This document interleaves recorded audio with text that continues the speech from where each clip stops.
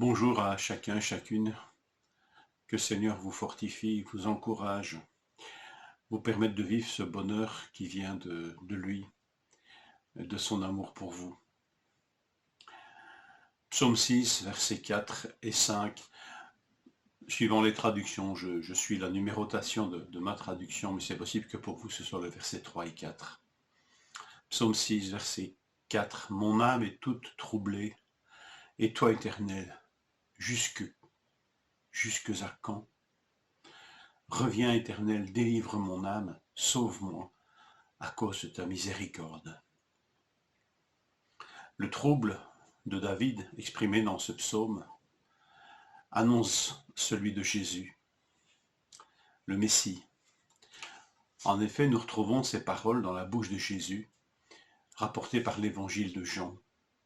Jean chapitre 12, verset 27. Maintenant, mon âme est troublée, et que dirai-je? Père, délivre-moi de cette heure. Mais c'est pour cela que je suis venu jusque cette heure. Père, glorifie ton nom. Et une voix vint du ciel, je l'ai glorifié, et je le glorifierai encore. Ici, ce n'est pas encore Gethsémane, mais déjà le combat fait rage. Les souffrances de Jésus, son trouble, rejoignent en fait les nôtres. Il a été tenté comme nous en toutes choses, et il peut donc secourir ceux qui sont tentés. Ce va-et-vient entre ce psaume et l'évangile, où David annonce ces souffrances de Jésus, et Jésus, en les exprimant et en ressentant les mêmes souffrances que David, nous renvoie à cette compassion incroyable dont il peut faire preuve. Hébreux 4, 15, car nous n'avons pas un souverain sacrificateur qui ne puisse compatir à nos faiblesses. Au contraire, il a été tenté comme nous en toutes choses, sans commettre de péché. Approchons-nous donc du trône de la grâce afin d'obtenir miséricorde et de trouver grâce pour être secourus dans nos besoins. Ce verset du psaume qui est cité par Jésus, en fait, nous parle et nous annonce sa mort sur la croix. Dans le même chapitre, quelques versets plus loin, Jean 12, verset 31, « Maintenant a lieu le jugement de ce monde. Maintenant le prince de ce monde sera jeté dehors. Et moi, quand j'aurai été élevé de la terre, j'attirerai tous les hommes à moi. » En parlant ainsi, il indiquait de quelle mort il devait mourir. Cette expression être élevé de terre ne parlait pas d'abord de son ascension et de son retour auprès du Père, mais de cette sinistre élévation de la croix,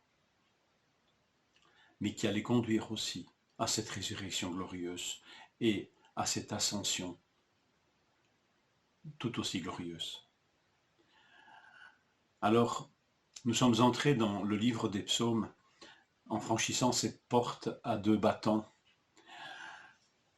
L'introduction du livre des psaumes, contenue dans les psaumes 1 et 2, comparée à une porte à double battant.